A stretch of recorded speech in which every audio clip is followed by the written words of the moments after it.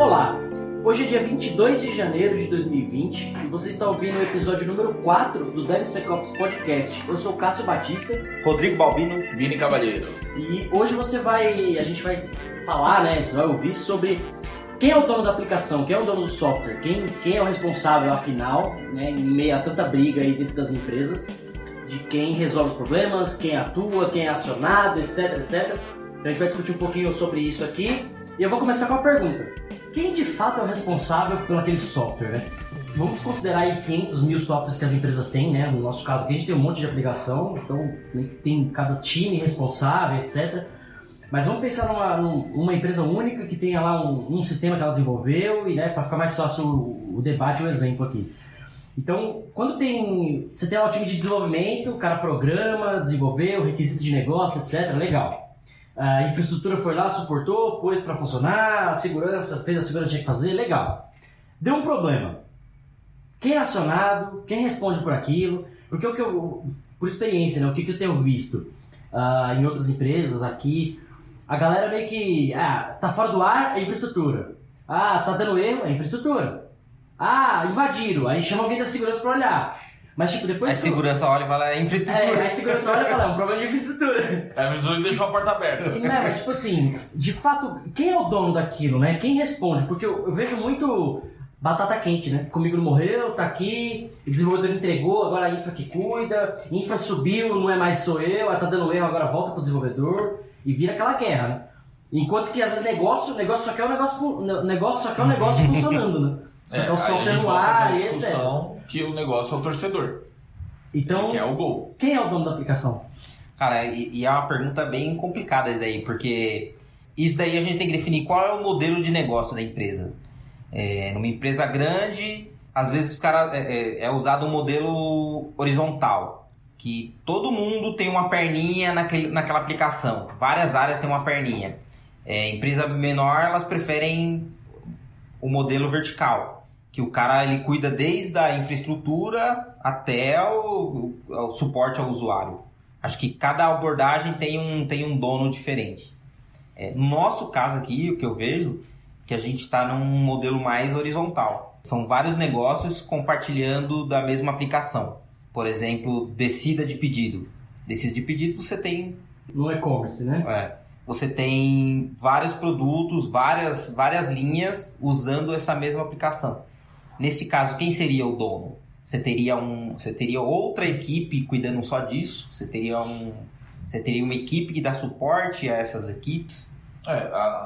Quando a gente olha para uma empresa de médio para grande porte, ou uma empresa de grande porte, como é o caso da gente aqui, você tem lá uma equipe de projeto, que aí a gente volta de novo no episódio 2, o cara de negócio solicita para o desenvolvedor. O desenvolvedor de projeto faz a análise e desenvolve o software. Entregou o software, o cara de infraestrutura fez o deploy. E aí existe uma equipe chamada de ongoing, que é responsável pela sustentação daquela aplicação. É um nome que é um outro time de desenvolvimento, que eles não desenvolveram, eles não participaram do projeto inicial, mas eles têm que analisar os logs e corrigir os... Então, tem cenários que são desse tipo, onde você tem equipes de desenvolvimento que são responsáveis por suportar aquela aplicação que subiu. Mas o cara participou do desenvolvimento inicial? Algumas vezes, na maioria das vezes, não. Da mesma forma, o cara de infraestrutura. O cara de infraestrutura vai ler log, vai tentar identificar ali algum... Quando tem log. Quando temos log, o cara vai debugar lá, se for uma aplicação web, utilizando as ferramentas de debug lá dos browsers. E aí identifica um erro, alguma coisa lá, alguma classe que está faltando, algum arquivo que está faltando. Cara, e é uma posição complicada, porque o cara que vai fazer o troubleshoot, que vai suportar isso daí, ele é o cara que menos sabe da aplicação, menos sabe o porquê que tá aquilo daquele jeito, e ele vai pegar coisa que precisava ser refinado. São coisas que passou, que o cara que está desenvolvendo não conseguiu ver. Então o cara tá correndo atrás para resolver um problema que passou pelos olhos de todo mundo já, olhos de negócio, olhos do desenvolvedor. Teste de qualidade, teste de usuário final, foi homologado tudo, subiu, só que na infraestrutura não funcionou.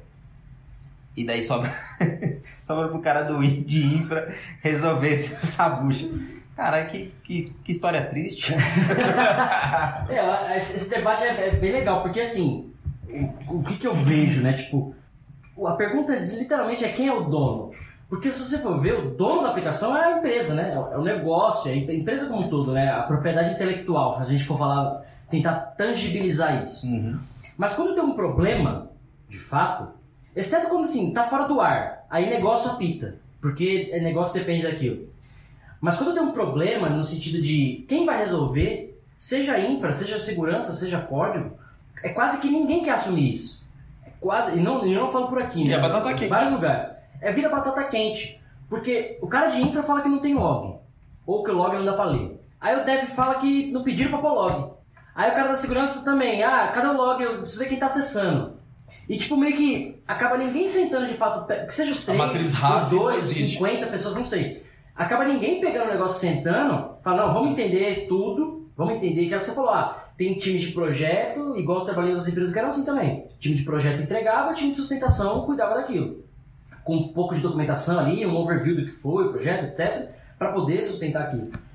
Mas quando tem um problema, não senta todo mundo. Meio que a galera ainda tem a mania de não buscar um culpado, mas o dono daquilo é quem está resolvendo. E muitas vezes a gente vê que é a infraestrutura. O cara da infra está olhando, o cara da infra achou logo, o cara da infra olhou. Porque projeto já entregou, já foi faz tempo, já está em outro projeto, já está em outra coisa. Talvez nem existe mais aquela equipe. Sustentação não sustenta só aquilo, ele sustenta várias outras coisas. Tudo bem que trazendo para o nosso exemplo inicial, a gente tem um software, uma aplicação, né? E acho que o ponto é esse. Ninguém acaba querendo assumir, pegar aquilo para o colo e falar, deixa eu entender, deixa eu debugar aqui que seja, deixa eu pegar e entender a aplicação, a tecnologia, sei lá, o que quer que seja. Até do ponto de vista de negócio também, né? Para que isso serve, né? O que isso faz, o que isso está afetando de fato. Porque às vezes a gente escuta muito não está vendendo. 1 milhão de impacto. 50 milhões de usuários fora. E, tipo, esses números meio que assustam. Você fala assim, a culpa é minha de que o bagulho não tá andando. Sabe? E não é verdade. Às vezes aquilo não é seu. E veja, eu tô fazendo esse comentário, eu tô me eximindo de culpa, né? Tipo, não foi eu que fiz. A culpa é do cara. Naturalmente a gente busca um culpado. Não foi eu que fiz isso, então não sou eu que estou impactando a venda. Não sou eu que estou com o negócio fora do ar, eu vou tentar resolver. Mas negócio, por sua vez, enquanto empresa, que é o negócio funcionando, que é aquilo no ar, né, vamos dizer assim, que é disponível. E ele acaba. Quem quer que tenha assumido aquela responsabilidade, vamos supor que seja a infraestrutura. Então o Vini pegou alguma coisa para olhar. Não foi ele que fez, não é ele que dá sustentação, não é ele que desenvolve, não é ele que vai corrigir. Ele vai buscar, achar onde está o problema para indicar alguém que corrige. Mas por ter assumido isso, por ter pego esse problema, ele virou o dono do negócio. Tu te torna eternamente pai da pica que tu assumes. Exato. Você vira o pai do filho que você pegou na mão, né? Você só ajudou a atravessar a rua. Geralmente acontece aquela máxima de loja, né? Quebrou, pagou. Quem mexeu, tipo isso. Você que mexeu, você que quebrou, você vai ficar responsável para subir de novo. Tem que colocar no ar e fazer funcionar do jeito que estava. Num contexto de empresa pequena, com uma aplicação só, é fácil resolver isso daí, é simples. Todo mundo é dono. Você tem uma aplicação, todo mundo está em cima dela, se a empresa roda em cima disso daí, não tem para onde correr. Todo mundo é dono, todo mundo vai ficar até tarde lá, resolvendo a bucha. A preocupação é maior, né? Quando a empresa, acho que empresa média, já começa a complicar que são várias aplicações e uma área... São várias pessoas. Só que é uma área só de TI, é uma área enxuta. O TI, na verdade, é uma sustentação das empresas, né? Sim. É um puxadinho, né? É a última coisa que entrou nas empresas. O TI ele acaba sendo sustentação de tudo e querendo ou não sobrecarregadas, muitas vezes, né? Mas continue. E eu acho que no contexto grande, o ideal seria as aplicações serem microserviços estáveis. Elas não podem cair, elas são construídas para não quebrar, para não cair. Polêmica, a aplicação não pode cair. E você aí derrubando a aplicação. Se você não tem alteração, se você não tem muita atualização, o risco de quebrar é mínimo. O risco de quebrar é só na infra, né? É só da infra. Aí volta... Então a gente começa a entrar, o que você está propondo, talvez, seja de começar uma discussão no nível maior de arquitetura. Sim. De como as coisas deveriam ser construídas para ser mais sustentáveis, para que dê menos problemas, na verdade. Sim. Acho que o que não é muito levado em consideração é o custo de se dar manutenção. As empresas perdem muito tempo, muita mão de obra corrigindo coisas. Refazendo, corrigindo, correndo atrás. E se você resolvesse tudo isso lá na frente, quando está desenvolvendo sua aplicação... Lá atrás, né? Lá no início de tudo, né? Lá atrás, lá no início, se você não deixar pontas soltas, você não vai ter esse problema lá na frente. O esquisito é que isso não é contabilizado. Agora, uma pergunta ao nosso desenvolvedor. Você tem como realmente fazer toda essa análise? Você tem como prever todos os cenários que você vai encontrar em produção para que a aplicação não quebre? Deixa eu só pôr um parênteses nessa pergunta, né? O princípio do programador é pensar em todas as possibilidades. Né? Sim. Para analisar, você tem que pensar em todas as possibilidades para o seu programa não dar erro. Né? Seja um programa simples. E quando a gente faz aplicação de negócio, dá no mesmo, né? Complementando a pergunta do Vini. Aí volta o que a gente falou lá no episódio 2, eu acho. A qualidade. Se você dá tempo pro cara, se você tem um negócio que consegue ser resolvido, se você tem tempo hábil para resolver tudo isso, dificilmente vai quebrar lá na frente. Agora, se tudo é na correria, se tudo é num cara com o dedo atrás ali empurrando... Então, Rodrigo, mas vamos colocar da seguinte forma. O mundo hoje ele é diferente de 10 anos atrás. Né? Sim. 10 anos atrás foi quando você colocou que você entrou na carreira de TI. Hoje em dia, o varejo, que é a empresa que a gente trabalha, e tem várias empresas de varejo nesse mesmo segmento, né? O cara ele tem que entregar um software para poder vender melhor, certo? Uhum. Porque ele tem que estar à frente dos concorrentes dele ou minimamente empatado. Porque uma vez que uma empresa fique para trás, ela não vende mais. Sim. E aí a gente entra naquela coisa. Eu tenho tempo para poder desenvolver tudo, fazer toda essa análise, ou eu tenho que entregar? E a tal da metodologia ágil, onde eu vou fazendo e entregando? Então, você precisa você precisa gerenciar a sua abordagem. Por exemplo, se você quer algo de qualidade e mesmo assim você quer velocidade, o ideal seria várias equipes. Uma equipe de sustentação e uma equipe de evolução. Ou seja, se você quer um filho em um mês, arrume 9 mães. Mais ou menos, na teoria é isso que a gente está falando. Porque o mercado está exigindo que a gente seja cada vez mais rápido nas entregas, que a gente consiga entregar uma experiência para os nossos clientes muito melhor e muito mais rápido, né? E sem erros. Agora, como que eu consigo isso se eu não tenho tempo de olhar para todos os cenários? E daí volta para a estratégia. Qual é a estratégia que você vai usar para conseguir fazer isso? Você precisa de tempo. E agora a gente está falando, você precisa de qualidade. Se você não quer perder todo esse tempo correndo atrás de bug e tudo mais, faça com qualidade. Então, são duas estratégias diferentes. E seria duas responsabilidades diferentes. Você teria uma equipe de desenvolvimento, uma equipe de evolução e uma equipe de sustentação. Enquanto um perde tempo corrigindo, correndo atrás de coisas que já foram feitas, os legados lá, né? Outro está desenvolvendo com a velocidade que precisa, criando POC, fazendo as coisas mais ou menos. E aí você tem uma de evolução, que o cara está trazendo a qualidade e está tentando trazer a melhor experiência, o cara está criando template, criando tudo aquilo para facilitar os caras de desenvolvimento. A própria história de DevOps, DevSecOps, que traz processo, cultura e ferramenta para automatizar e melhorar esse tipo de coisa. Para que cada vez a pessoa, de fato, o programador ali, vamos chamar assim, o dev, foque no negócio, foque no produto. Enquanto que você vai ter ferramentas automáticas olhando segurança, você vai ter deploys automáticos, você vai ter CI, CD, um monte de coisa que vai automatizar para deixar o cara mais livre. Por mais que a gente até discutiu, né? Ele tem que conhecer muitas coisas, mas cada vez ele está focado mais na qualidade do negócio, teste, software de fato. Enquanto que outras ferramentas e outras coisas vão te dar suporte, subsídio para segurança, para infra, para testes, etc. Seria o DevOps a solução dessa sei. Treta? Tentando fazer uma analogia com o que o Vini falou. Por exemplo, né? O que faz a gente, nós como pessoas, né, e profissionais, sermos melhores? Capacitação, estudar mais e etc. Mas tem outros fatores. Então, por exemplo, você consegue trabalhar bem num dia que você está com dor de barriga? No dia que você brigou com a sua mulher, com a sua família? No dia que você não dormiu direito? Então você tem vários fatores que te afetam, beleza? Então você fala assim, se você meditar 1 hora por dia, vai te deixar melhor para trabalhar. Consequentemente, você vai produzir melhor, você vai trabalhar mais tranquilo, você vai ter menos estresse, etc. Para quem crê, né?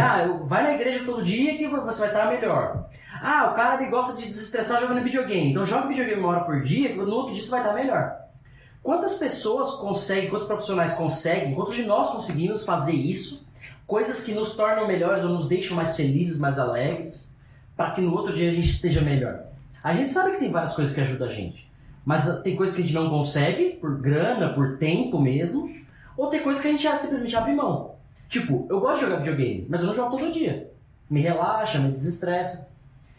Talvez seja o mesmo ponto. A gente abre mão de algumas coisas por também outros N fatores, porque o dia de amanhã tá chegando e tem que acordar e tem que ir e tem que fazer.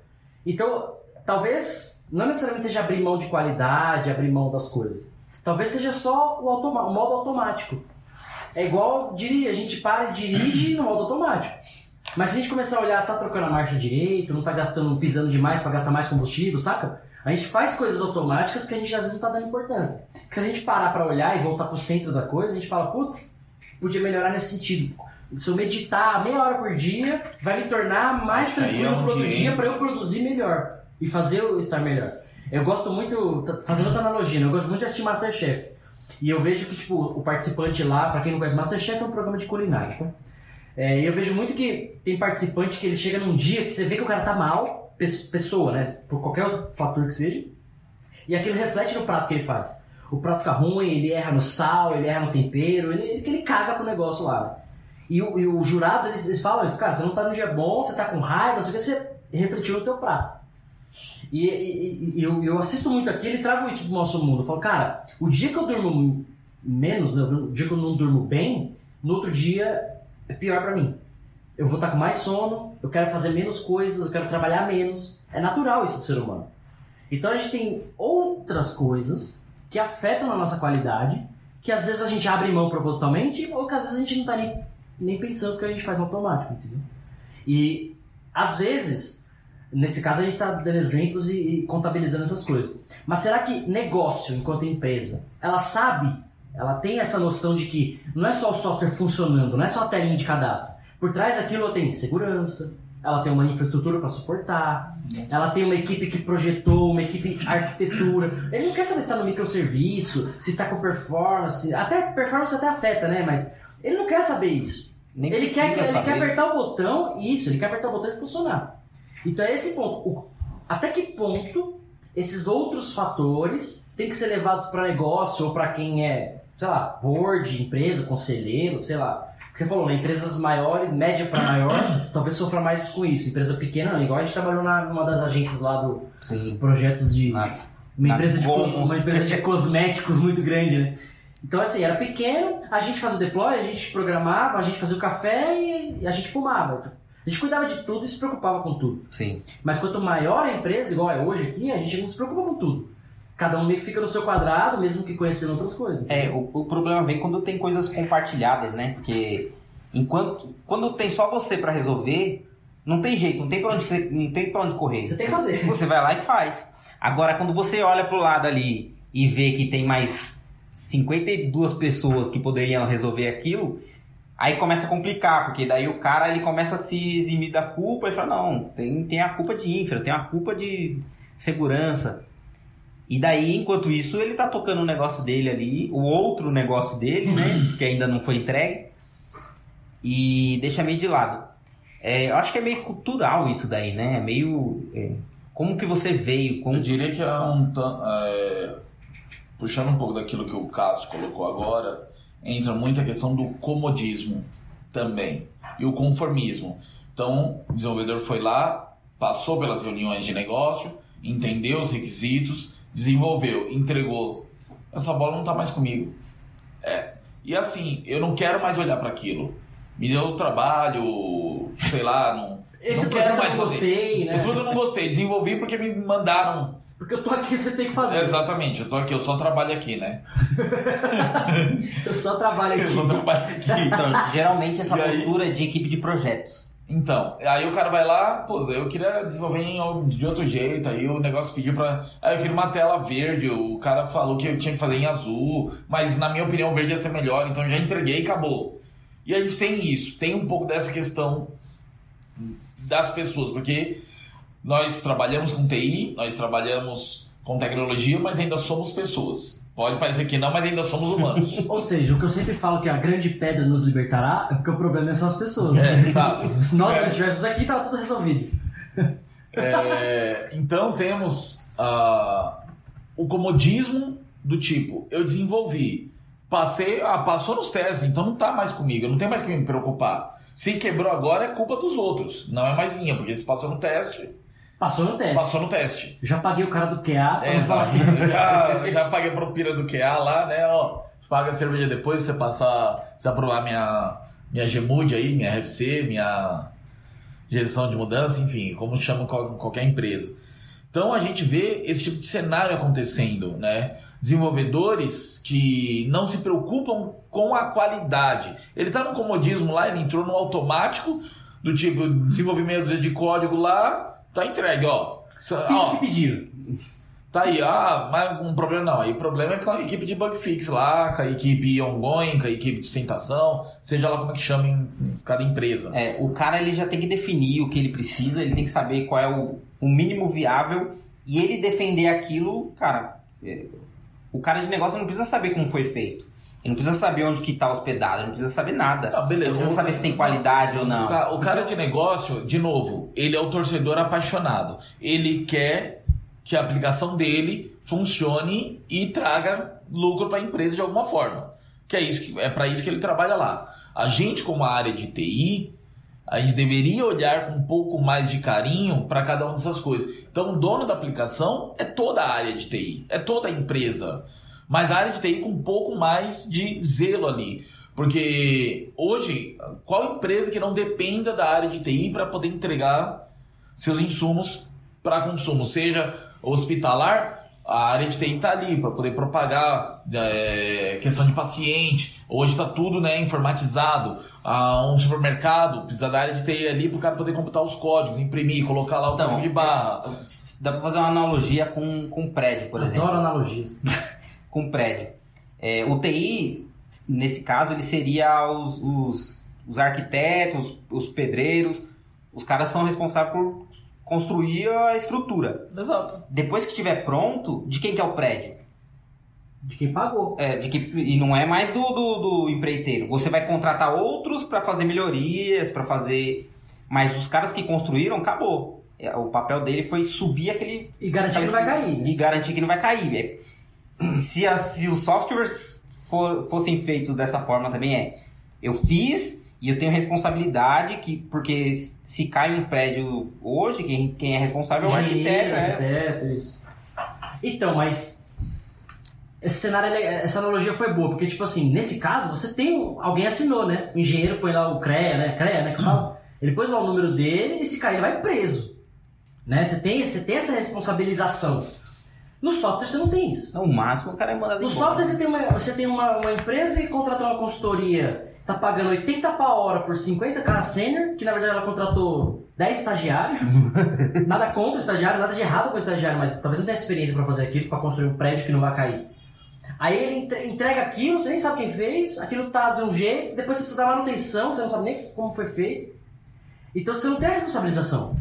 Eu vou lá, tenho um contrato com a consultoria, mas...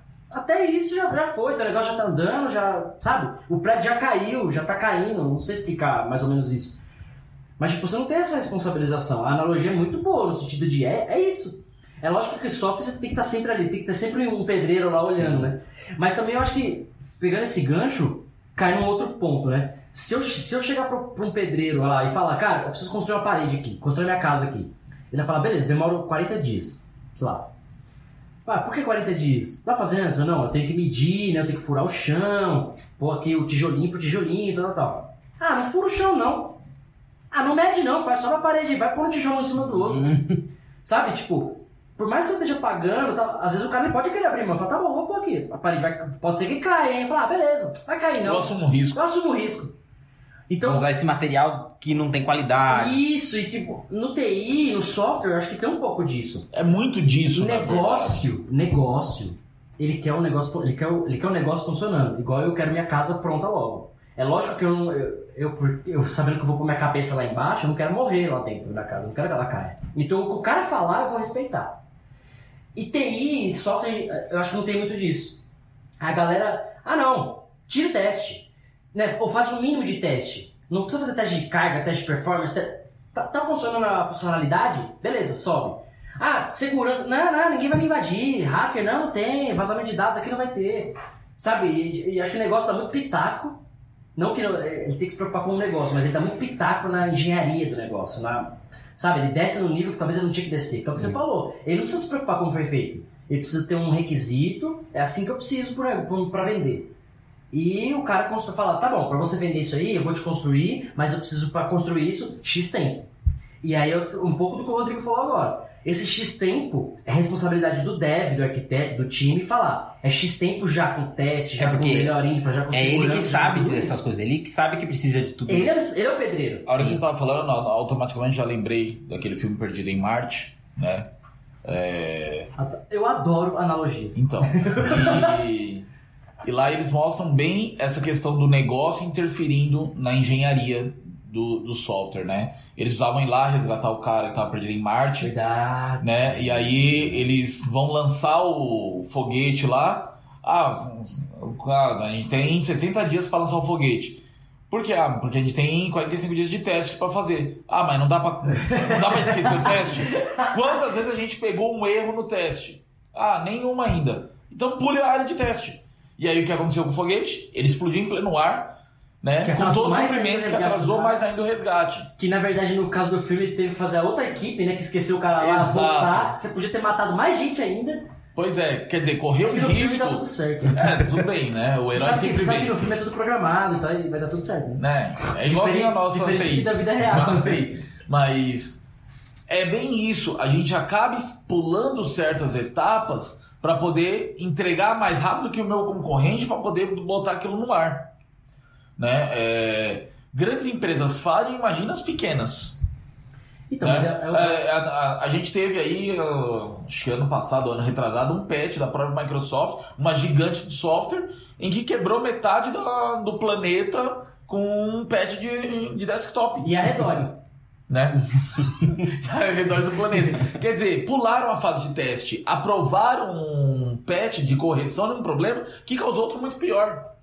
Então, a gente tem desenvolvedores que muitas vezes ele até está preocupado. Mas né? ele é pressionado. Mas ele é pressionado a fazer uma coisa um pouco mais rápida, esquecendo certas etapas, né? Porque o negócio tem que sair mais... Será que se o dev tivesse tipo um CREA dele lá, que ele fosse perder... Vamos regulamentar a profissão. Não, porque aí a gente vai ter que ser obrigado a fazer faculdade. Não façam isso. Ouça o episódio anterior, não tem, a faculdade não Meu tem. Deus, por que eu nasci? Porque o cara ele tem que exigir, ele tem que bater o pé e se recusar a fazer sem... Mas aí se ele se recusa a fazer, ele é demitido e ele perde emprego. Aí só que ele vira um cara de qualidade. Eu já fui demitido porque eu não abri a porta pro Eu conheço um cara aí. Eu quase fui demitido. Você foi eu demitido. Queria testar. Eu falei, não, vamos testar. Não, tira o teste, precisa subir hoje. Mas eu posso derrubar a porra toda aqui. Não, precisa entregar, eu prometi. Mas assim, eu fui quicado porque eu falei que eu não ia fazer. Você vira, aos meus olhos, você é um cara de qualidade. Aos seus. Mas não é você que paga o salário. Não, mas assim, essa discussão é legal, porque, tipo, o cara acaba sendo coagido, a gente acaba sendo coagido, Sim. né? Tipo, A carteirada.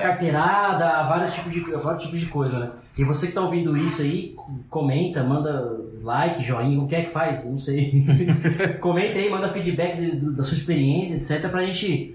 Às vezes nós não somos os donos da verdade, né? Às vezes. Essa é uma opinião. Ó, A gente é o dono da aplicação. A gente não tem a visão do aperto que tá vindo do negócio. Mas existe aquele velho ditado que você tá executando hora extra porque você foi incompetente em não gerenciar o seu tempo para entregar no prazo adequado. Já viram isso? Já ouvi lá né? atrás, lá. Então, será que a gente está sendo incompetente em não gerenciar o nosso tempo? Ou a gente está com uma sobrecarga em cima de coisas? Porque as empresas querem mais e mais e pagando menos pessoas para trabalhar, menos qualidade de software, menos tempo porque eu tenho que entregar mais rápido porque o meu concorrente já está à frente de mim, já está entregando um método, uma experiência para o usuário diferente do que eu tenho, minha experiência é muito arcaica, eu preciso mudar. Então, onde é que está esse problema? Porque, de novo, o dono da aplicação, ele vai estar responsável por conseguir testar tudo? Então, mas de novo, a gente volta para a própria tecnologia. O próprio DevOps deve ser COPS. O pedreiro, ele vai construir a parede. Ele compra o tijolo pronto. Imagino eu, né? Não sei construir, mas o tijolo vem pronto também. Nossa, imaginando o pedreiro. Tô imaginando o pedreiro fazendo tijolo por tijolo. Não faz tijolo por tijolo, ele compra o tijolo pronto. Óbvio. Ele prepara a massa. Sim. Ele não, quando é pequenas coisas, você vê aquele morrinho de areia, de pedra e água, o cara misturando na pá. Exato. Quando não, você vê um caminhão trazendo a massa pronta. A betoneira. Então, de novo, você tem tecnologia, coisas que automatizam. São os frameworks. Framework que vai facilitar a sua vida. Você não tem que ficar fazendo 80 kg de massa, sei lá, uma tonelada de massa, não sei quanta massa leva numa casa, num prédio, enfim. Mas você automatiza. Por outro lado, você precisa de dinheiro, você precisa implementar esse tipo de coisa. É igual ferramenta de teste. Você faz teste de carga hoje, você não contrata 80 mil pessoas pra ficar clicando. Sempre. Tem ferramenta que faz isso. Eu testava assim. Não é o chinesinho lá. Não é assim. Então você tem ferramentas que fazem isso. Ferramentas gratuitas, ferramentas pagas. Para segurança a mesma coisa. Tem coisa que testa, que vai te dar insight, etc. E aí você começa a tirar a carga da pessoa, do dev, né, do desenvolvedor, para fazer aquilo. Então, conhecer essas tecnologias, saber que existe isso, implementar processos, ferramentas e cultura para que isso funcione. Senão, cada vez mais você vai pôr carga no cara. O cozinheiro, ele não planta, ele não cria o camarão, ele não pesca. Se for aquele Rodrigo... Só se for o Rodrigo Hilbert. Mas veja, né? Ele não ganha escala. Mas enfim, ele é perfeito. Enfim. É tipo isso. O cozinheiro, ele acaba juntando os ingredientes, ele compra e ele prepara da melhor forma. Se você tivesse que plantar, se você tivesse que criar o bicho pra matar... E a maioria das vezes não é nem o cozinheiro que vai comprar, ele manda alguém comprar. Isso, alguém compra. Mas se você tivesse que fazer tudo, talvez ele não ganhasse escala com isso. Talvez não, né? Escala é muito mais difícil de ganhar. Mas talvez ele não tivesse a mesma qualidade. Talvez. Software, eu imagino que seja... Imagino não, né? A analogia, ela é bem... sistemática nesse sentido, porque hoje, quando a gente junta frameworks, que auxilia a gente a fazer auxílio desenvolvedor a ter menos linhas de código, né? Já teve alguém que já se preocupou com acesso à memória, com acesso ao disco, para que o desenvolvedor só coloca lá, gravar disco, pronto, já tá feito. Ou acesso, memória, grava na memória, pronto, tá feito, né? Da mesma forma, na infraestrutura, a gente tem ferramentas que auxiliam exatamente o CI/CD, o CI, né? A gente tem aí deploys automáticos utilizando ferramentas de mercado como Jenkins, o TFS, você configura uma vez DevOps, exato. Depois criou a esteira lá para fazer o deploy. Mesma coisa, os testes automatizados são feitos, né? Então vai testar carga, vai testar cenários diferentes de compras, né? Se é um varejo da linha branca, você tem lá produtos que vai ser testado para poder saber se o site está respondendo ou não. Então a gente cria ferramentas para isso, mas até o quanto que a gente realmente utiliza o poder dessas ferramentas para isso? A gente usa 100%, por exemplo, de um SonarQube? Não. A gente usa 100% de um Jenkins? Não. Talvez não. A gente não consegue chegar... de novo a gente volta ao episódio anterior. Falta também a questão do arquiteto olhar para isso e tentar criar processos para melhorar a automatização e entregar as coisas mais rápido. Né? Se a gente faz uma analogia, eu que vim da década de 90, 2000, né? Quando a gente ia criar uma aplicação, eu tinha que comprar um servidor novo para aquela aplicação. Né? Aí depois aí veio a virtualização. Facilitou. Agora eu compro um servidor gigantesco e coloco vários servidorzinhos pequenos, né, virtualizados. Mas ainda tem que instalar o sistema operacional, configurar os plugins, frameworks necessários, né, seja Java, seja .NET, dentro do servidor, que na época era só as 2 linguagens que existiam. Hoje a gente tem uma infinidade aí de linguagens que rodam só com o sistema operacional, não precisa nem de nada. Né? E aí hoje a gente fala sobre microserviços. Então hoje a gente consegue, do modo de infraestrutura, provisionar uma infra inteira para que o desenvolvedor entregue sua aplicação em 5, talvez 10 minutos. Né? Dependendo... Vou lembrar desse número.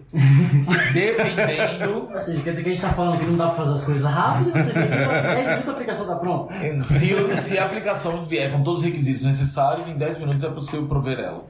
Sem maiores dificuldades, desde que... Contratem o Vini, pessoal, vocês são de infraestrutura rápida. A infra as a code, mas a automatização dos processos, né, foi um divisor de águas. Como foi um divisor de águas, como o próprio Rodrigo colocou lá no segundo episódio, o Docker foi um divisor de águas para o desenvolvedor, para a infraestrutura foi um divisor e meio de águas. Porque a gente ganhou uma maneira de crescer muito mais automatizado, de escalar as aplicações de uma maneira mais simples, enxuta e com uma economia de hardware violenta que mesmo com a virtualização não previa. Porque a virtualização precisava de um sistema operacional inteiro, um Linux inteiro, um Windows inteiro para poder rodar. Agora eu preciso de um pedacinho que vai compartilhar junto com outros, mas vai rodar isolado de uma forma que eu posso ter várias versões da mesma aplicação no mesmo servidor, sem um conversando com o outro, de forma isolada em suas bolhas, né? Que é isso que o Docker faz, ele cria uma bolha, só que ele compartilha a mesma área de memória, a mesma área de disco, de uma forma muito mais dinâmica. Então, como infraestrutura, hoje a gente já consegue prover as coisas muito mais rápido, que antes o desenvolvedor entregava rápido e como infraestrutura não conseguia. A gente está saindo um pouco do tema de quem é o dono da aplicação. É justo, porque a gente acaba puxando para isso. Porque como é que o dono da aplicação é toda a área de TI. Na minha opinião, é toda a área de TI. Porque é o cara que vai lá no serviço de negócio, ouvir as demandas, desenvolver, o cara da sustentação que auxilia esse cara de projeto quando ele entrega, e o pessoal da infraestrutura que provê a infra básica para que aquela aplicação fique no ar. Não só a área de TI, a todas as áreas. Produto também. Produto é um dos maiores interessados ali. Então, o produto é interessado que aquela aplicação esteja no ar. Aquilo que ele solicitou esteja no ar. Como vai estar, não interessa. Mas o cara ele tem que saber, por exemplo, se tem um problema de negócio, a aplicação está no ar, só que ela está tendo um comportamento diferente do que deveria. Aí é esse cara que vai falar para você, você está vendendo a 5% do valor aqui. Você não precisa saber disso. Quem vai saber é a área de produto ali, a área de negócio. E ela também é responsável por ver se a aplicação está rodando conforme ela necessita ali. Então temos 4 pais aí. muito cacique pra pouco índio, né? Uma pergunta. Cada vez mais eu vejo, né, vagas aí que pedem profissionais com sentimento de dono. Devem ter ouvido falar sobre isso também. Sentimento de dono, eu ouvi muito do Cássio. Sentimento de dono, postura de dono, né? E o que é isso? É o cara ser o dono da empresa, ele se sentir o dono da empresa? Ou o dono do negócio que ele tá atuando? Como é isso? Como vocês enxergam isso? Acho que é a forma formal de perguntar pro cara se você se importa com o que você faz ou se você não tá cagando pra sua aplicação depois de pronta. Antigamente você via muito isso, essa postura. Acho que tudo isso que a gente está vendo hoje, com nomes específicos, é um retrato do que foi lá atrás. Todo mundo era dono de tudo, todo mundo era DevSecOps, cara, todo mundo tinha que botar a mão e fazer tudo. Só que a área foi crescendo de uma proporção tão... tomou uma proporção tão grande, assim, de uma forma tão rápida, que foram segmentados, né? Tipo, várias áreas. E agora meio que tá juntando de novo. Tem a necessidade de você ter várias skills diferentes. e você ter essa preocupação com o negócio também. Então, acho que o que está sendo pedido hoje, o que está sendo exigido cara, trabalha direitinho, por favor.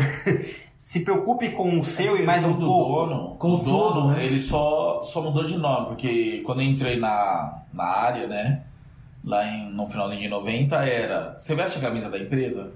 Veste a camisa, né? Antigamente se falava, você veste a camisa da empresa? Pô, e isso nasceu muito com a área da infraestrutura, né? Desenvolvimento, ia lá, ele entregava e o desenvolvedor ia dormir. O cara de infra ficava lá à noite, enfiando a mão na massa para poder subir a aplicação, né? Em várias empresas que eu passei no passado, o cara, o desenvolvedor entregava, só se desse algum problema que você ia ligar pro cara, senão a gente passava a noite fazendo deploy em 62 máquinas, 72 máquinas, né? Da aplicação do cara, né? Tinha um deploy que a gente ficava 5 horas lá para poder terminar de entregar tudo isso. Vocês assumiam que a aplicação do cara já estava prontinha. Já estava prontinha, redonda, né? Então a gente passava várias noites. Essa coisa do centro de vendedor nasceu da infra, né? E aí aos poucos a gente viu que não, o cara de dev também tem que assumir essa bronca com a gente. Ele tem que vir junto, ele tem que estar na área de deploy, né? Hoje a gente fala muito em continuous delivery, né? CI/CD. E hoje muitas empresas conseguem fazer, né? Aqui a gente já está começando a caminhar para isso também. Outras empresas já têm isso um pouco mais maduro, outras estão pensando em querer fazer isso, analisando como fazer isso, que é o quê? Eu entregar um pedacinho da aplicação a cada minuto do dia. A gente vê aí a AWS e o Google, eles dizem que fazem 300, 400 deploys por dia de coisas que eles estão colocando. Microsoft também propaga muito isso, né? E com a aplicação rodando, né? Antigamente a gente falava que o cara de infra trocava o motor do avião com o avião voando, né? O cara não podia parar a aplicação. E hoje a gente vê que muita gente está aderindo a esse modelo e muitos desenvolvedores, né, tem empresas que estão criando turnos para o cara de desenvolvimento trabalhar em conjunto com o deploy para que aquilo seja entregue continuamente, entregue com qualidade o tempo todo. A gente vê isso sendo feito no mercado, né? Mas ainda está longe do ideal. Qual é o ideal? Cara, o ideal é aquilo que a gente comentou no começo, o desenvolvimento com qualidade, porque uma vez que você desenvolve com qualidade, eu posso fazer deploy em qualquer momento e a aplicação não vai parar, não vai cair. Mas veja que isso, de novo, essa responsabilidade do cara falar que a qualidade depende de ferramentas e outras coisas. De vários fatores. Isso, e defender isso para negócio. Porque por mais que negócio... Porque assim, quando eu sei que uma casa demora 1 mês para ficar pronta, eu não vou falar pro pedreiro abrir mão de algumas coisas para a casa não cair na minha cabeça. Então, para o negócio ser sustentável e negócio ter a visão de que, putz, o software com qualidade demora. Por mais ferramentas, cultura, tecnologia, dependendo do que você precisa, demora. Você tem um tempo para ser feito, seja um dia, seja 10 dias. Eu digo assim, se é um dia garantindo tudo o que precisa, teste, segurança, melhor infra, melhor código, porque também não adianta entregar funcionando, aí você dá manutenção, você não consegue ler o código do cara. Também tem um problema a nível mais código ainda, quando você está falando só entre dev, né? Eu trabalhei em ongoing nisso, você vai ver código dos outros, você fica procurando o nome do commit pra você matar o cara. Mas Então assim, também tem esse problema que ninguém vê. Esse é o tipo de coisa que ninguém vê. Sim. Só o dev, né? Tipo, mas assim, é negócio ter essa visão de que tá bom. Se você chega num restaurante hoje, um restaurante médio legal aí, e pede um prato, você sabe que é meia hora, 40 minutos. Sabe? Agora você vai no McDonald's e pede, você sabe que... Pode fazer propaganda aqui? Pode, foda-se. Você vai no fast food e pede, você sabe que 5, 10 minutos ali passou de ser inaceitável. Você já vai reclamar. Quando que você vai num outro restaurante, você pede e você vai ficar tranquilo, você vai conversar, vai tomar e daqui 40 minutos seu prato vai vir. Você sabe que seu prato demora 40 minutos para ficar pronto. Porque você nem briga por isso. Mesmo porque você está pagando muito mais caro, está exigindo que aquilo seja muito bem feito. Também. Porque se eu for num restaurante de médio aí, de médio para grande porte aí, de alguma coisa assim, e o cara me vier com aquele arroz completamente cru, com um feijão duro, com uma carne totalmente cheia de sebo, cara, eu vou... Você vai reclamar? É logo. Mas eu digo assim, quando você vai num restaurante assim, você pressupõe, já está predisposto a esperar 40 minutos pro seu prato chegar na sua mesa. Porque você está esperando excelência. Até você pedir, porque você está esperando algo. Excelência. O mínimo. Você quer a qualidade. Você quer a qualidade. Agora no fast food você sabe mas eu digo assim, quando o negócio pede um software, ele quer logo. Ele quer logo. Ele acha que qualquer software é pastel. A gente brinca, pastelaria. Me vê um de carne aí. Quando você vai no restaurante, você nem tem pastel, mas quando tem, você ainda sabe que demora mais. É tempo pra fazer, com qualidade. Por mais que seja uma carne, ela precisa assar lá, sei lá, o que quer que seja. Quando o negócio sabe disso, que esse software precisa de um tempo, X tempo, né? Dependendo, um microserviço, uma TLP, um RP, você tem toda uma fase disso, mas quando a expectativa dele tem que estar alinhada. Não adianta ele pedir software com qualidade em 5 minutos. Vai vir pastel. Talvez o que falte é o planejamento exato. É ter esse conhecimento. Porque assim, muitas vezes o negócio é aquela criança birrenta. Ele tem, eu também quero. Né? O meu concorrente fez assim, eu também quero um igual. Só que quanto tempo que o concorrente levou para fazer aquilo? E aí você vai copiar aquilo do concorrente, você quer que aquilo esteja rápido para poder entregar rápido. Foi a mesma coisa com virtualização no passado, né? Então, essa analogia aqui, a VMware, quanto tempo ela estava desenvolvendo seus recursos de virtualização? A Microsoft falou, eu também quero. Então, tanto que o Hyper-V, para ele entrar realmente no mercado, demorou, sei lá, acho que um ciclo de 5, 6 anos para ele se consolidar como mínimo concorrente ao VMware. Né? Por quê? Que já estava há muito tempo. E a Microsoft quis atropelar um monte de coisa para lançar o Hyper-V no 2008, quando lançou. Até, né? O 2008 foi um serviço pior do que era o antigo Virtual Server, né? Microsoft Virtual Server, que já era ruim naquela época. Então você vê que o Hyper-V ele foi um divisor de águas, melhorou muito ao longo dos anos. Né? Hoje ele concorre pau a pau ali com o VMware, mas com a pressa dele lançar porque já estava consolidado no mercado uma ferramenta e ele queria concorrer contra aquela ferramenta, fez com que a Microsoft gastasse rios de dinheiro. Mesma coisa no videogame. Olha aí a diferença entre o que é o PlayStation e o que é o Xbox. Eu gosto do Xbox, eu tenho, mas você vê que o Xbox ele tem certas deficiências em relação ao PlayStation que está muito tempo mais no mercado. E não tem God of War. God of War, jogo bosta. Aí vem o jargão. Tem Killer Instinct. Polêmica. Vem o jargão do negócio. Melhor feito do que perfeito. Eu acho que isso é válido. Feito é melhor que perfeito. Às vezes o bom é melhor do que o ótimo. Mas o que você quer? Você quer um prato bem feito? Né? Você está num restaurante que você está disposto a pagar e esperar? Ou você está comendo um pastel na feira? A sua expectativa é essa? Quando você vai no pastel da feira, passou de 5 minutos pra ver pastel, você já... Cadê meu pastel? Então, mas o pastel é gostoso pra caramba. Não, sim, mas eu digo, você tá alinhado com isso. Sim. Enquanto que quando você vai num restaurante mais elaborado, mais chique que seja, você sabe que vai demorar um pouco mais. É tanto que pode passar 1 hora ali, dizendo, né? Passou 1 hora, você não vai nem reclamar ainda. Aí você começa, tá demorando. Você já está predisposto àquilo, é isso que eu quero dizer. Entendeu? Sim, você já está predisposto a esperar algum tempo que você sabe que tem essa concorrência. Então, para encerrar, né? Quem é o dono da aplicação, Vini? A empresa como um todo. Quem é o dono da aplicação, Rodrigo? Todo mundo. Todo mundo? Todo mundo, até o cliente. Cliente com feedback sempre feedback vem dele, ele que vai usar, né? Quem é o dono do prato? O restaurante fez, você tá comendo, mas o feedback vai ser seu, tá bom? Você exatamente. Tá, quem que é o dono da aplicação, Cássio? O dono da aplicação é o segurança, que ele vai bloquear tudo. Colocar debaixo do braço. Não, eu acho que essa visão mesmo, a gente concorda. Quando a empresa, como negócio, TI, todo mundo tá preocupado com aquilo, para funcionar, né, da melhor forma, você não tem um dono, né? Você tem todo mundo que tá disposto que aquilo funcione para todo mundo, né? Afinal, querendo ou não, a aplicação ela pode ser muitas vezes a fonte de renda daquela empresa. Exato. Que paga o salário de todo mundo, desde o café até então, o presidente. Todos têm que se sentir donos da aplicação. E ter a expectativa de quanto tempo demora e qualidade que precisa para aquilo, né? Legal, mais algum comentário, mais alguma dor? Quer fazer propaganda mais? A gente fez propaganda de videogame, restaurante, analogia do filme de Perdido em Marte. Aliás, quem não assistiu, assista, que é muito bom. Bacana. O que mais? Fechou? Acho que fechou. Acho que Bom, esse foi o episódio número 4 do DevSecOps Podcast. Você ouviu sobre quem é o dono da aplicação, enquanto empresa, enquanto negócio, desenvolvimento, TI, quais as áreas, quem tem que se preocupar com o software, né, como um todo, para ele estar com mínimo de qualidade, funcional e etc. A gente fica por aqui, até a semana que vem. Eu sou o Cássio Batista. Eu sou o dono da aplicação. Rodrigo Balbino.